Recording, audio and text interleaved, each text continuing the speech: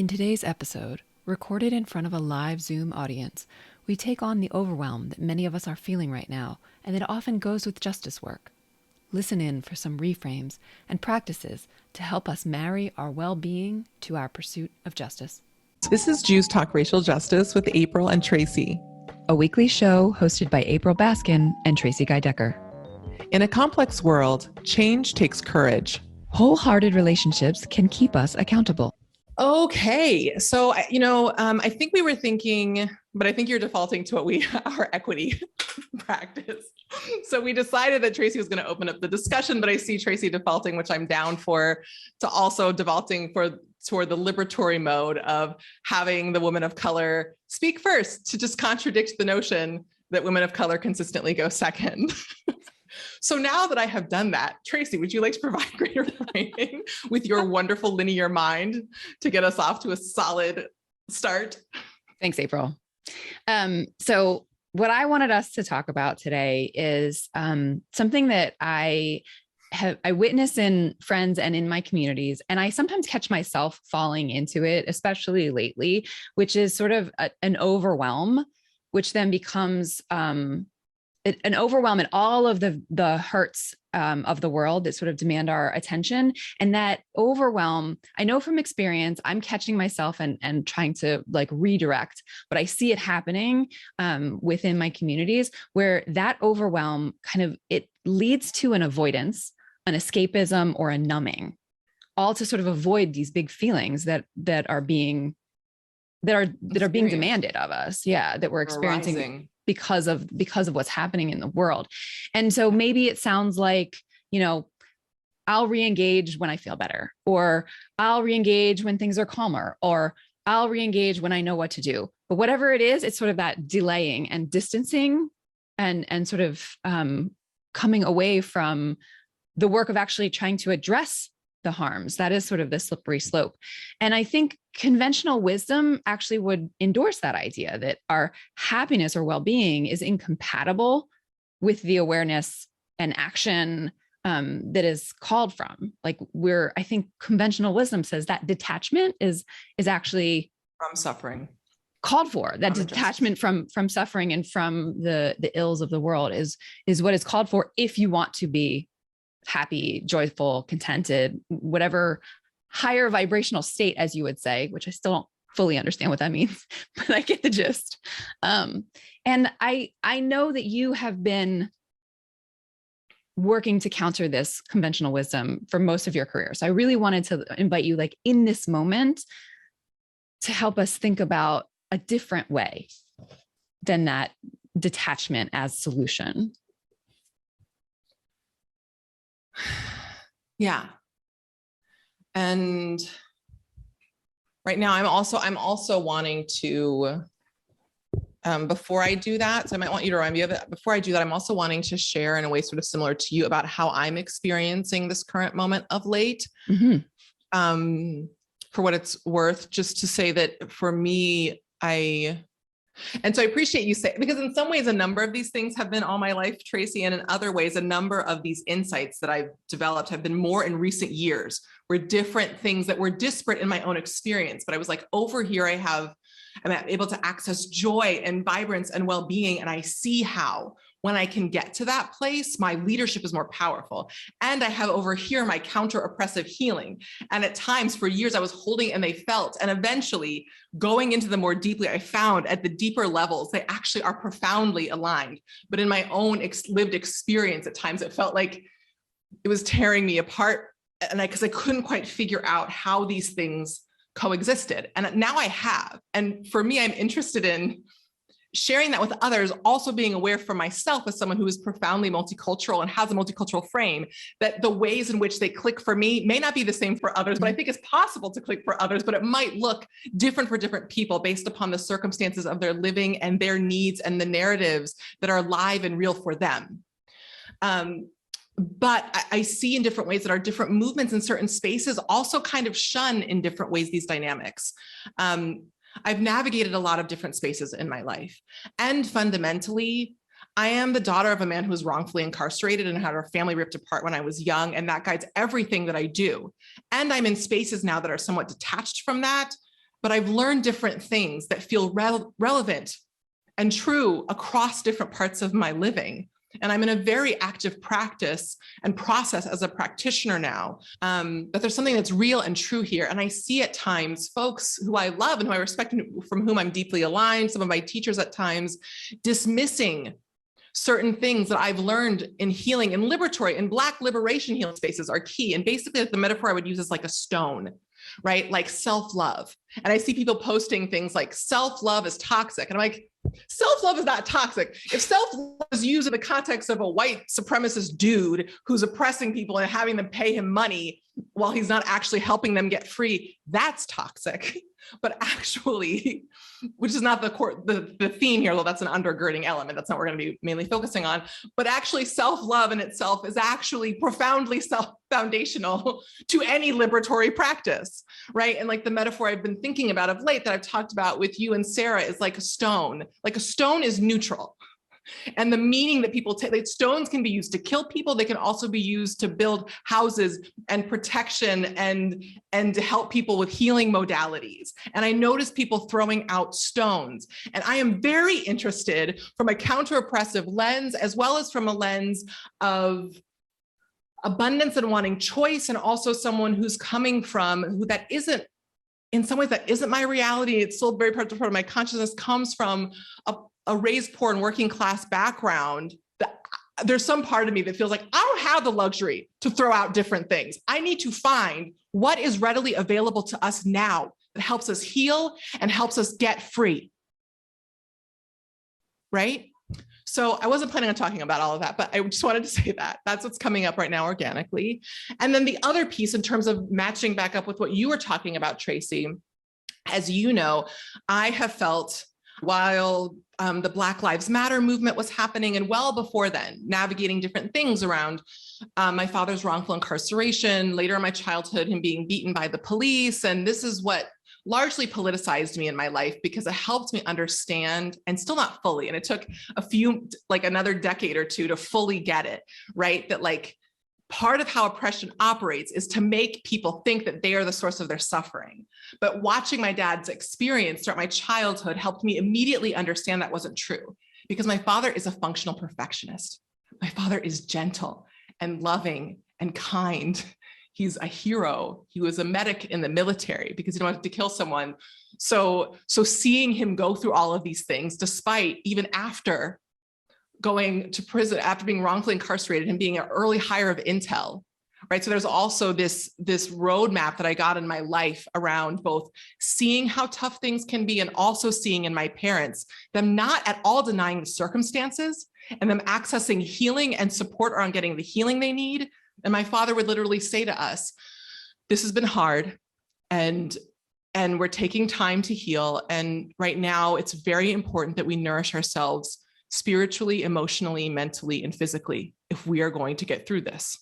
Like basically my father gave me a blueprint around self-care and joyous justice, and still believed in the beauty of his dreams, right? And I think that there's a way in which toxic positivity is absolutely a real thing. And what I'm talking about could be mistaken as toxic positivity, and it is literally the opposite. It's actually saying, no, we can fully feel all of these things, speak truth, speak of the truth and the realness in safe spaces that are worthy of our truths that we determine on our own terms, and get the support we need, and still hold big visions and big dreams for our lives.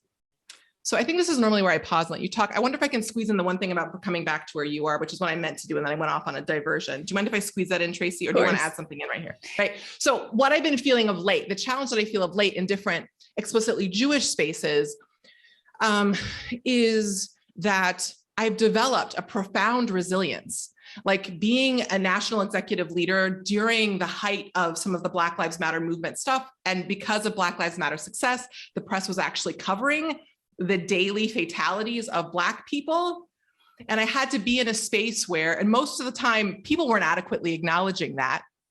And I had to learn to get resource and honor that and still function, which was in an oppressive context, but I've taken that and developed liberatory skills around being profoundly resilient. And it was interesting because I found with some of my people that the survival strategies I learned to care for myself and to still be able to function and be of service now creates a distance from us where they don't have any or have not as much of the same musculature around being able to do that. And I'm ready to work with people and be present with them and mobilize. And they're kind of like, how could you? And then I feel like, well, how could you? I had to do this for years and had to find support outside of this space. And it leads to this distance this chasm that I'm trying to bridge in different ways. And so that's where I am entering, plus a bunch of other things that are the subtext of what's happening.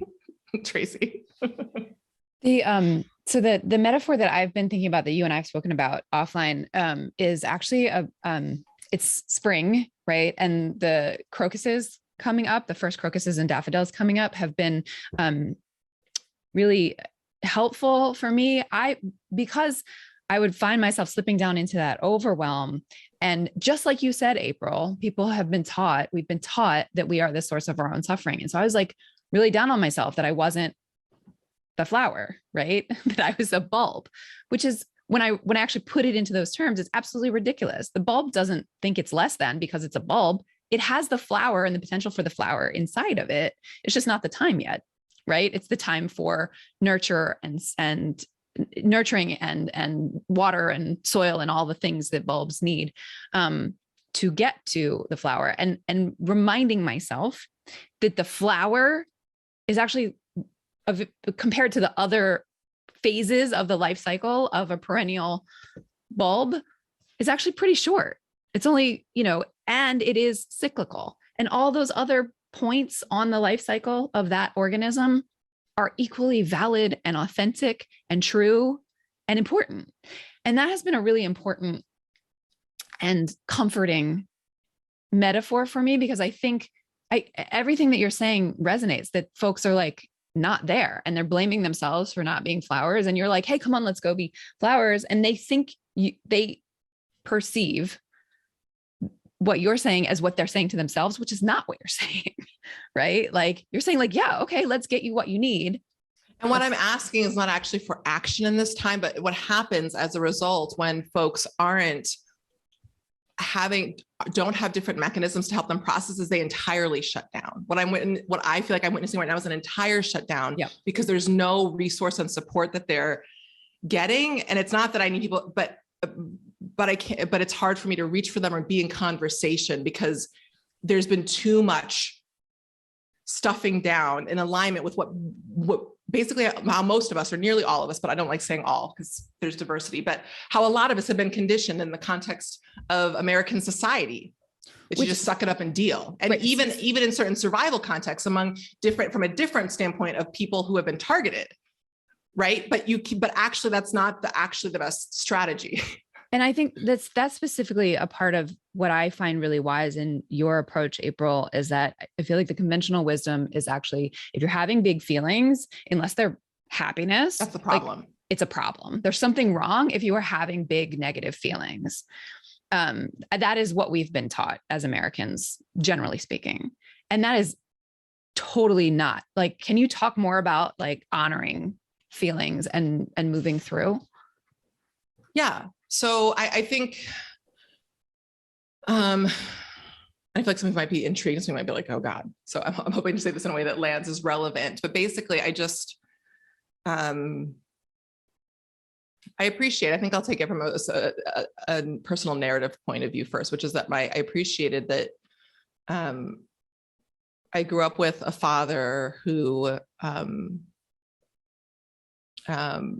with a big, large, masculine Black man who also believed that it was okay to cry, and when things were hurting him, or when he was sad, or when something devastating would happen, he would cry, and he wouldn't express shame around it, and I appreciated that. And even despite he wasn't consciously being liberatory, he just had figured that out on his own and noticed through his own journey of not having support from his parents, who were two working class folks working to survive, when he had trouble at some point between his late teen years and his mid-20s, when he was parenting us at that time.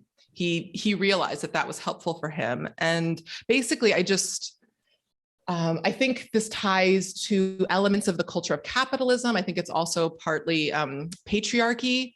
There are different dynamics. To me, part of embracing the divine feminine in a more earth-based strategy is embracing the fullness of human experience. And it's been several years of me practicing this. And even still, I still have an auto default at times to block things, but I notice when basically it's just a process of shifting from viewing emotions as the problem, which is what happens in an oppressive context, as opposed to that being a pathway to healing. And basically how I think of it and how I've learned to experience it is that I envision in my mind, this is a little weird, but hopefully it makes sense. And I recently was reading a book about Buddhism that talked about, I don't remember if it was in Buddhism or some other thing, like, so there was a whole concept that I was like, that's basically what I was saying. It's not as like bogus as I thought or weird as I thought it was. Like this concept of samskara, that when we experience emotion, that we've been conditioned in society to think that if we ignore it, it goes away. And I think that like, it's like energy is neither created nor destroyed. And that is energy that's created, that's in our experience. And the way I envision it is like either in our heart or specifically our mind, that like pockets of fluid develop in our mind where neurons aren't able to connect. Like if we don't allow it to move through our system, it shows up in different ways and continues to impair our capacity to use our full range of experiences. In the context of my spiritual work, it's not always that it's truth, but it indicates where things are landing for me, and it helps me without any external, although there's always external help, which I'm big on, but but at times when that's not available, I can use that to help guide me. But part of the contract of that, for me at least, is to allow space to honor that. And what I think is interesting is I'm in different spaces, and I often think at times people have a variety of specific modalities that they can be like real rigid about. I am more agnostic about that. I think it can look like a lot of different things. I think at times it can be extremely emotional and wailing and bodily movements. I think it can be writing and meditation and a walk. I think it can look like a number of different things. And I find for me and my experience as someone who is very, who's an empath, who has a lot of emotions, that in spaces that are safe, I'm looking forward to us either accessing or creating spaces where emotions can be more freely expressed. Because people often, I think there's like this, I experience this in practices that I believe in, where I am with someone who is trained to help me with this. And I still need them to remind, like, I'm like, no, don't want to go there because it feels like I'm facing the end, but it isn't the end. It's moving through it. On the other side of that, especially with practice and time, I find that in a matter of minutes or days, I have new access and insight that's available to me because I allow, and like the way I envision it is like there are pockets in our brain of fluid, as I mentioned. And when we do that energy release, it releases parts of it and neurons are able to reconnect and fire. I'm not saying that's literally what neurologically happens, but that is how I experience it. You taught me, when we first started working together, you taught me the composting process, April, which is a very approachable, less intense version of this. Yeah. Well, I'll just briefly say what it is. So I was feeling very anxious about a facilitation that I was doing for a lot of people. And you said, try composting. And I was like, what's that? So you explained it. So basically you invited me to write down, I was feeling anxious. And so you invited me to write down all the things that were making me anxious, all of my fears, until I had exhausted them. That was the word that you used that was really, really helpful for me. And then once I had exhausted my fears, unedited, got it all down, then you invited me to write, I would love, and then write the things that I would, and I have to say that the very first time I used it was absolutely the most transformational. I've used it since, but that first time ever using it was just like, it was amazing to get to the place where I had exhausted my fears and then was able to just go into the facilitation, basically knowing that I could handle it. Not that those things that I was afraid of wouldn't happen, but that I could handle them if they did. I needed a place, I needed to actually feel them, which is to your point. Like the only way through it is through it. I had to actually. And by writing it, you were both expressing it and to a certain extent, depending upon how you did it, also re-witnessing it by reading what you wrote. I was able to. So then it takes it outside of yourself. It acknowledged it and made it also, it made it finite by doing it until it was exhausted, in a way that when I was holding it in my brain, maybe in that pocket of fluid that you're talking about, or whatever the space that it was taking up, it felt much, much bigger than it actually was once I wrote it all down. And so that's, I'm a much more sort of like, okay, what do I do next kind of a thinker. Regular listeners to the show will know that about me versus April, but that's like a very concrete example that I've seen work in my own life of exactly what April's talking about sort of getting through it. And then the other side was fine.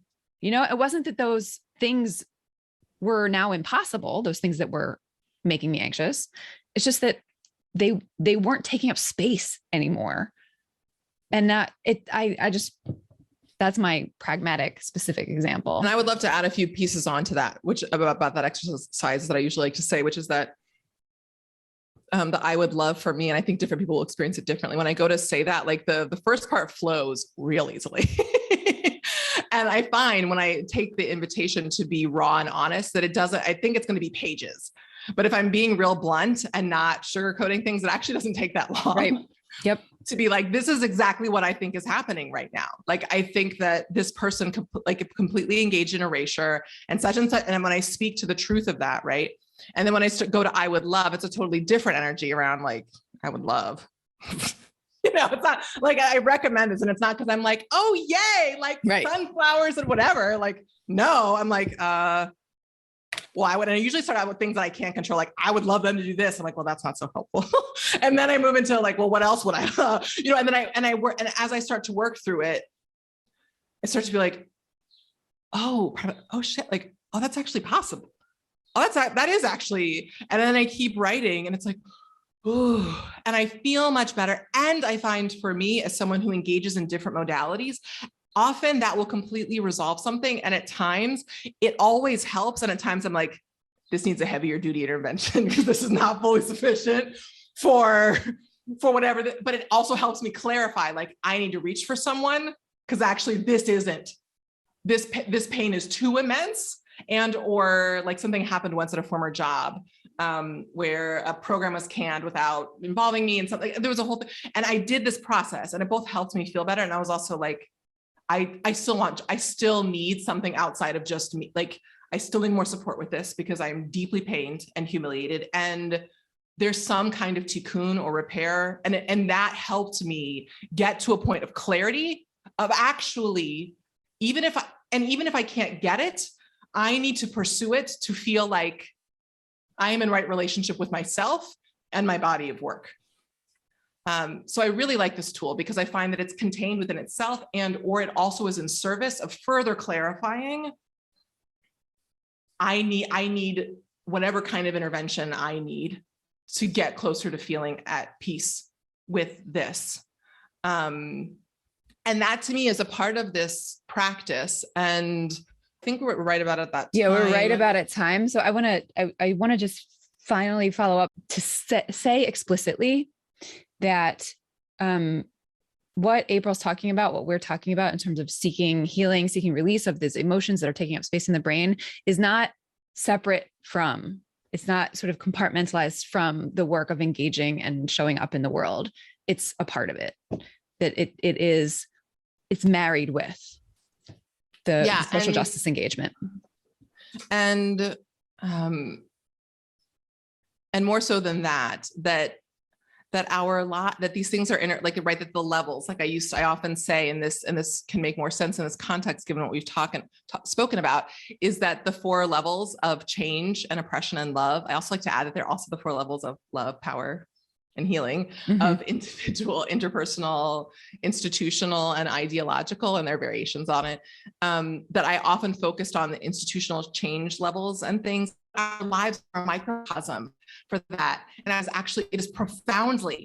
it's because we think of it at times as selfish, but I actually think our lives are a key, not exclusively, but are a key part of our leadership labs around actually fully prioritizing ourselves. And I thought you were going to go in a different place, which is that what the things we're talking about, and this is part of where the work that I want Joyous Justice to further expand and get into, is that in time, these are things ideally that we develop rhythms and spaces or identify spaces in our lives where these things happen. Like this is not an overnight thing. And also we're living in a context of constant trauma and pain and suffering.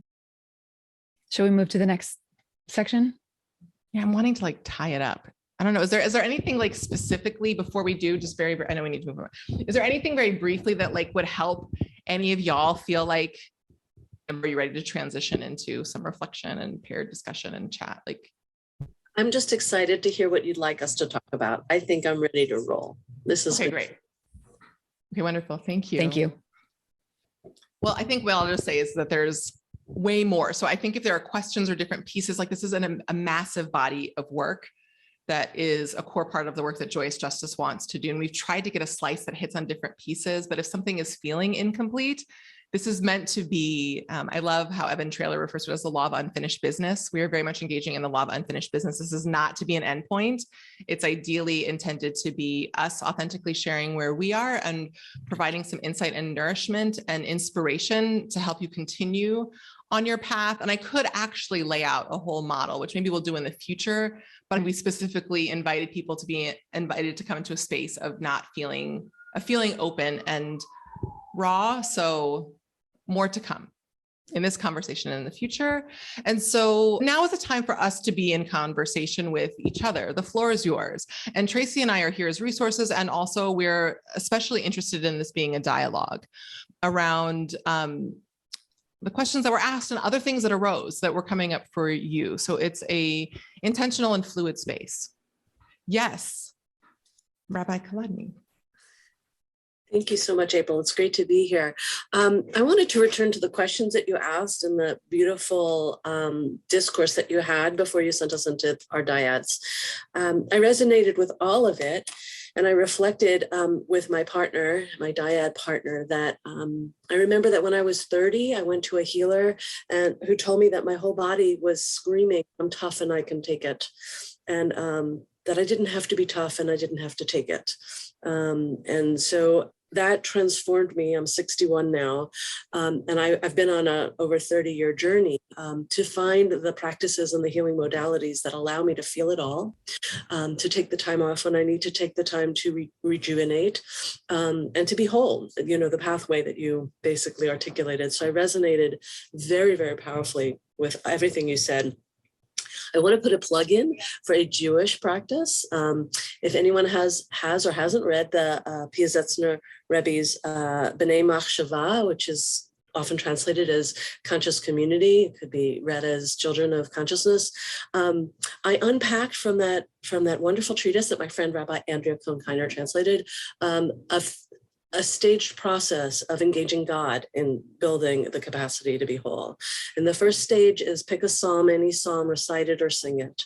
And the second stage is bring whatever's huge, whether it's your grief or your pain or your sorrow or your wound or anger, whatever it is, and let it grow as big as you can, which is so amazing because it tracks with your practice, right? And then ask Yah, this is amazing, both support you and hold you with that. And if Yah has any guidance around what your next step would be, both those two pieces, right? And just let it go so it's lifted off of you, right?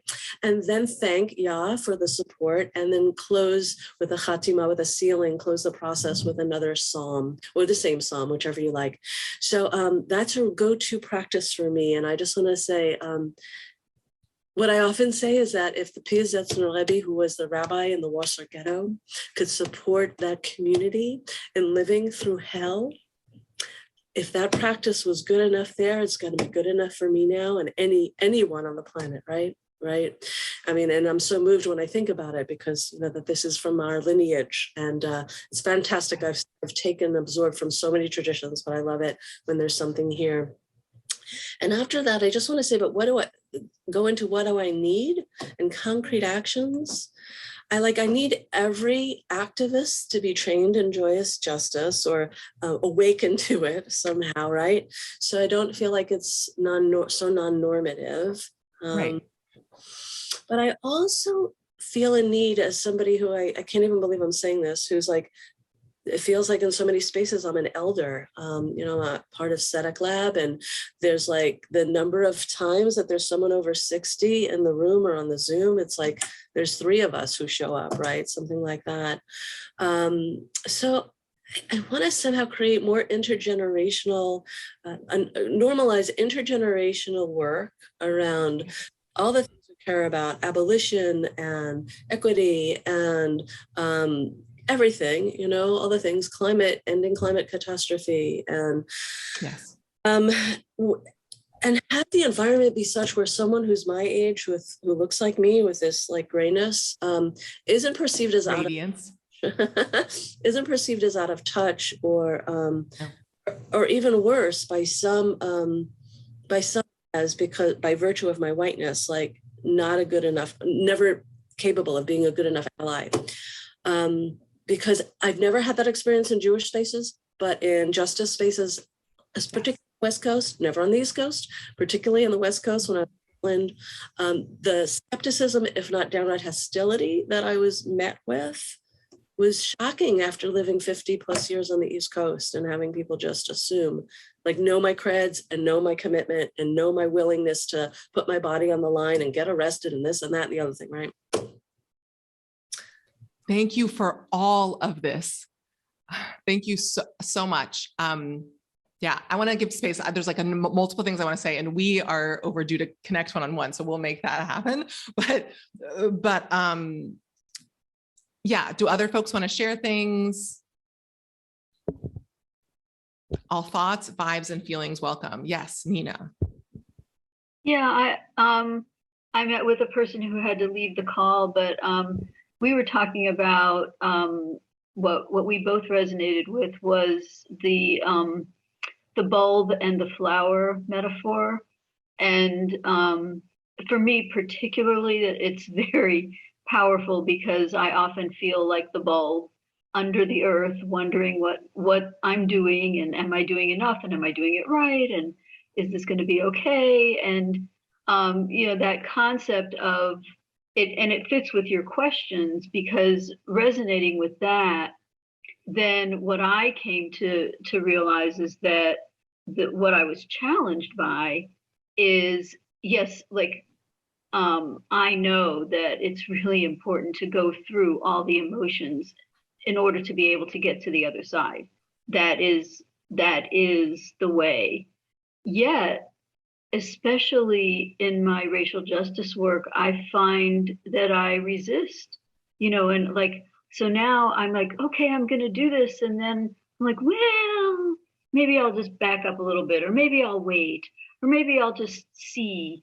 And so like, I need to be able to move through the knowing that I'm a bulb who will eventually break through the surface and become a flower, and that all of those aspects are wonderful, and that I have to constantly remind myself that the resistance is there, it's okay, and that I need to continue and not let myself get sidetracked by it.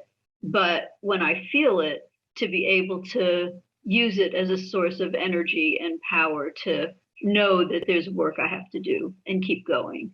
So that's kind of where I'm at with everything that you've been saying. And it's been a wonderful time to listen to you guys. Thank you. It's been so good to connect with you, Nina. We always love when you show up in our spaces. I think I want to respond to what you said, and I still want to respond to it. How should I refer? I don't know, to Rabbi Kaladny. I'm not sure how I should publicly refer to you. What's your preference? You can call me Deb. Okay, Deb. All right.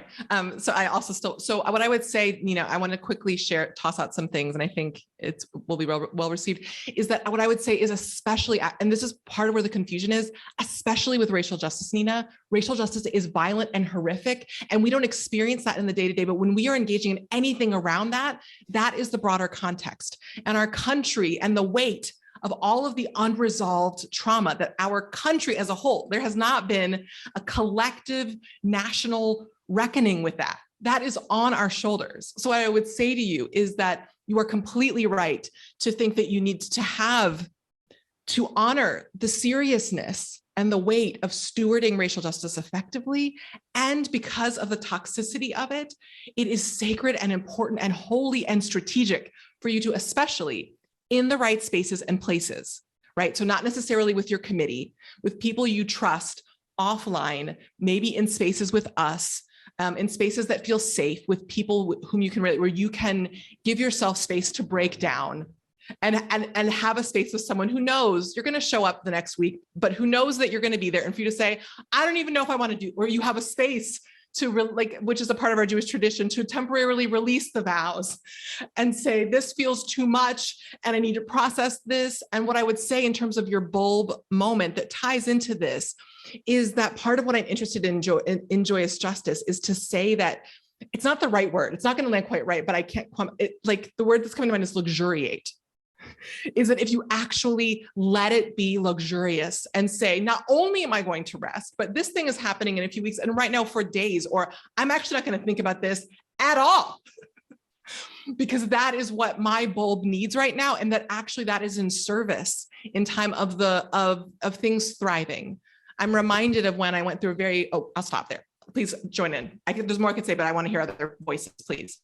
I just want to, because the bulb was my metaphor, I want to also add, Nina, that part of the way I was making myself suffer in this bulb metaphor was that I have been a flower before, and I don't feel flower right now. And I mistakenly think that it's sort of like, you must be this tall to ride the ride. And once you get there, you never have to check again. Like you're always, but that's not how it works, right? Like perennial flowers, they flower, they die back and go down into the bulb, and then they come, like it's a cycle. And my thinking of it as you will reach this state and then forever be there, I was causing myself suffering by having that in my mind. I also wanted actually to react. I'm going to be presumptuous and assume I also may call you Deb. That the practice that you were describing reminded me of, I recently participated in the Inside Out Wisdom in Action trainings with Rabbi David Jaffe and Yehuda Webster, where they invited the participants to think about their relationships with fellows, with fellow people of color, and with various folks themselves, and also Hashem, which is very, I get that learning from Yehuda Webster every time I interact with him. And I think, especially for those of us who are, sort of in the secular or in the Reformed tradition, like we don't like talking about God. But the moment that Yehuda invited me to think about how my relationship with God shows up in my racial justice work, it like released a weight, because I knew if I have that unconditional love at my back, all of the things that I face are faceable. And I just wanted to name that I was reminded of in what you described, Deb. So thank you for that. So the other thing I want to just squeeze in for a moment, and also if anyone wants to share anything before they hop to, please interject, is that, Nina, I would also add, like, I really like going back to this luxuriate thing. Like I've seen, like, from my vantage point, I think some of you, others of you can relate to this in different ways. I really attribute my longevity in this field, where I've seen a number of people leave the Jewish community and or not be in a great place in different ways, is because so like, to me, what Deborah said, I love what Deb said in terms of the Jewish tradition. And I also, like, to me, there's also other things to insert in that. Like, I make epic playlists. I have this epic playlist that I created on Spotify called Healing Post-Racist Betrayal. And I go through feelings I would likely never share publicly, but I give myself space in my personal life to fully go there and to sob and listen to Beyonce, like, why don't you love me? Like, I've done everything. Like, why don't you, like, work through whatever is coming up, right? And like, I want to burn it all down. And I fully, and I know in part of my mind, like, I'm leading a thing tomorrow.